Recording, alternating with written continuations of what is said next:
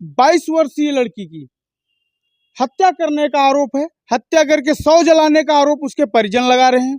लड़की की मां मुंबई में रहा करती थी, लड़की का पिता अकुड़िया में रहा करता था और लड़की की मां यह कह रही है कि प्रॉपर्टी के विवाद को लेकर वजह बताई जा रही है कि प्रॉपर्टी के लिए ही इस घटना को अंजाम दिया गया।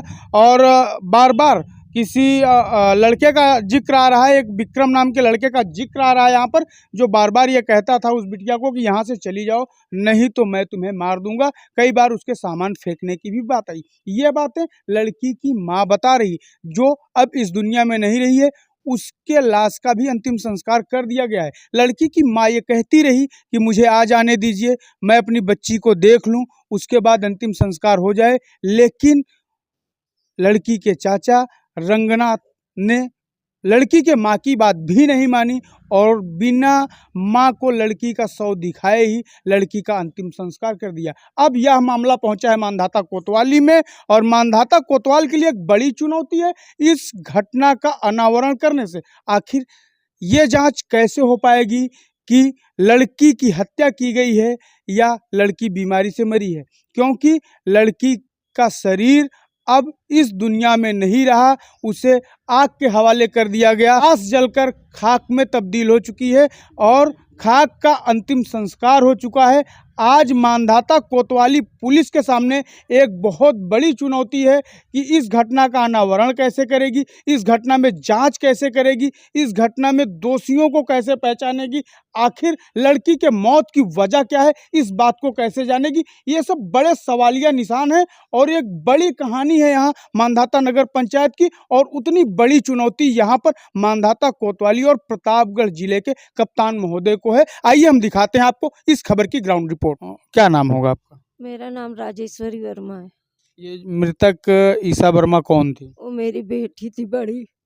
कैसे क्या हुआ था उसके साथ? उसको कुछ नहीं था। वो दिल्ली गई थी पिछले साल इंटरव्यू देने के लिए। इंटरव्यू दे के फिर वो आ गई यहाँ, बोली मम्मी मैं जा रही हूँ, चाचा बुला रहे हैं, मैं गांव में थोड़े दिन रह के आती हूँ। तो वो यहाँ आ गई और फिर थोड़े दिन रही। फिर उसे आना था तो ये लोगों ने मना किया कि अभी शादी अटेंड कर लेना तब आना। और फिर वो यहाँ थी और उसकी कोई तबीयत वगैरह नहीं खराब थी। मेरे डेली उससे बातचीत होती थी। मरने के एक दिन पहले 29 तारीख को भी मेरी 5 बजे उससे वीडियो कॉलिंग पे वैसे सबसे अच्छे से बात हुई। उसे कुछ भी नहीं हुआ था, उसे जो कुछ होता था वो मुझे बताती थी। नहीं तो कई घटनाएं ऐसी होती हैं जिसमें व्यक्ति ऑन द स्पॉट खत्म हो जाता है मिनटों में, तो आप इसको हत्या ही कैसे कह सकती हैं? हत्या मैं इसलिए कहती हूँ क्योंकि इन्होंने मेरे मना करने के बावजूद भी मेरी बेटी का सारा सामान जला दिया और उसे ले गए। हमने कंप्लेंट किया तो पुलिस ने इनको रोकने की भी कोशिश की कि लाश मत वापस ले आओ, उनके माता पिता को देखना है। तो इन्होंने कहा कि तुम कौन होते हो रोकने वाले। अब मैं उसकी माँ हूँ, क्या मेरा देखने का भी अधिकार नहीं है मेरी बेटी का लाश?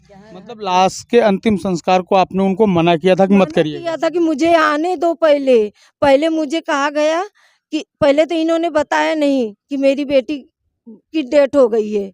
इनके पापा से किसी ने, इनके पापा ने किया, उनको बोलने को नहीं हो रहा था क्योंकि वो ब्रेन अटैक मरीज है।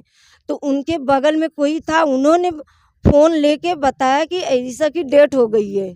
तो ईसा ने डेथ हो गई है तो इतना बता के उन्होंने फ़ोन रख दिया। तो मेरी बेटी छोटी को फ़ोन किए थे तो छोटी बेटी ने मुझे बताया कि दीदी की डेथ हो गई है, पापा के मोबाइल से फ़ोन आया था।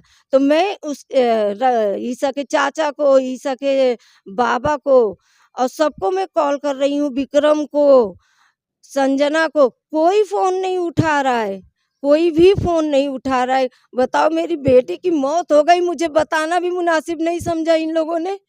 पापा के मोबाइल पे कॉल किया, चाचा उठा है बोले करके कि शांति से सुनो, बोलना नहीं किसी को करके कि इज्जत की बात है। दीदी ने ईशा ने फांसी लगा ली है। अच्छा, फांसी का जिक्र किसने किया? चाचा ने। पहले बीमारी का। अच्छा, आप यहाँ थी, लाश को देखने गई थी, क्या हुआ वहाँ? कौन है आप ईसा की? मैं नानी हूँ। अच्छा, क्या हुआ था वहाँ जब आप गई थी तो? कोई भी नहीं था वहाँ, खाली 2 लड़कियाँ थीं बस। और जो भी थी वो घर में से निकली नहीं। लाश को आपने देखा? नहीं देखा। क्यों आपने कहा नहीं कि हम आ जाएं तब लाश लेके जाइए, ऐसी बातें नहीं हुई? बोला सर, हमने बोला हम लोग आ जाएं तो लेके जाओ, नहीं तो नहीं, हम आ रहे हैं। अच्छा, कितने बजे आप उनके घर पहुंचे थे? उनके घर हम कितना बजे पहुँचे रही आप? 2 बजे कि 12 बजे? 1 बजे, 1 बजे 1 बजे के पहले वो लाश ले जा चुके थे। ले जा चुके थे। आपका क्या मानना है? मेरा मानना है हमको हमारी लड़की नातनी को उन लोग ने दबा के गला मार डाला। अच्छा, आपको भी लगता है हत्या हुई है? हाँ। अगर ऐसा नहीं होता तो वो रखते ना लाश। जब हम इतना बोल रहे कि हमारी बेटी की लाश रखो, हाँ, मैं उसकी माँ हूँ, मेरी माँ का एक इंतजार करते, ये इनका कौन सा अधिकार था मेरी बेटी का लाश लेके जाने का? जब मैं बार बार फोन कर रही हूँ कि मेरी बेटी को रहने दो, मुझे आने दो, तब जो करना होगा करो, तो कोई उठा ही नहीं। जब पुलिस का फोन गया कि लाश रिटर्न लेके आओ, उनके पेरेंट्स आ जाएंगे तब ले जाना, तो उन्होंने तब से स्विच ऑफ कर दिया सबके सब मोबाइल। अच्छा, आप बार बार हत्या का आरोप लगा रही हैं, हत्या की वजह आपको पता है? क्या हो सकता है हत्या हत्या की की वजह मुझे ये डाउट आ रहा है कि इन्होंने हमारे मना करने के बावजूद उसका सामान क्यों जलाए, उसका बिस्तर क्यों जलाए, उसका दाह संस्कार क्यों किए, जब ये गलत नहीं थे। ये एक बार कह रहे हैं कि वो बीमार थी, दूसरी बार कह रहे हैं कि उसने आत्महत्या की, और सुबह तक वो सब ठीक जो थी। कि हमसे एक दिन पहले 5 बजे अच्छे से बात हुई, उसने सारी साड़ी। उस बिटिया की हत्या करके इनको क्या फायदा होने वाला? क्यों उसकी हत्या करी? एक्चुअली उनका लड़का विक्रम, वो हमेशा मेरी लड़की से झगड़ा करता था, रंगनाथ का बेटा, किस बात को लेकर? कि तू यहाँ नहीं रहना, तेरा यहाँ कुछ नहीं है, तू जा अपने यहाँ। उसका सामान फेंक दिया था, बार बार उसको मारने की धमकी भी देता था। ये बात मेरी बेटी ने मुझे बताया था। तो मैं उसको बोली ठीक है जाने दे झगड़ा। बोली मम्मी मैं झगड़ा लड़ाई करना नहीं चाहती हूँ, मेरे को तो आना ही है, पर मेरे को ऐसा ऐसा बोला। वो रो रो के मुझे, जितनी बार इसने झगड़ा किया उसने मुझे बताया।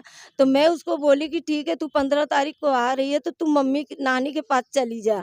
बोली मम्मी मेरा सामान फेंक दिया, बोलता इधर नहीं रहने का, नहीं तो तेरे को मार डालेगा किसी दिन, ऐसा वैसा ऐसा करके धमकी दिया था वो। अच्छा, तो जब आपकी बिटिया बता रही थी कि मारने की धमकी दे रहे हैं, मेरा सामान फेंक रहे, फिर आप ले क्यों नहीं गए उसे? एक्चुअली वो नॉर्मली ली, बोली हम हमारा आपस में होता है, उसने नॉर्मली ये बात लिया। अभी आप लोग क्या चाहते हो? मैं चाहती हूँ कि मेरी बेटी के साथ क्या हुआ है क्या नहीं हुआ है, अगर उसे मारा है तो उस गुनाह की उसको सजा मिले।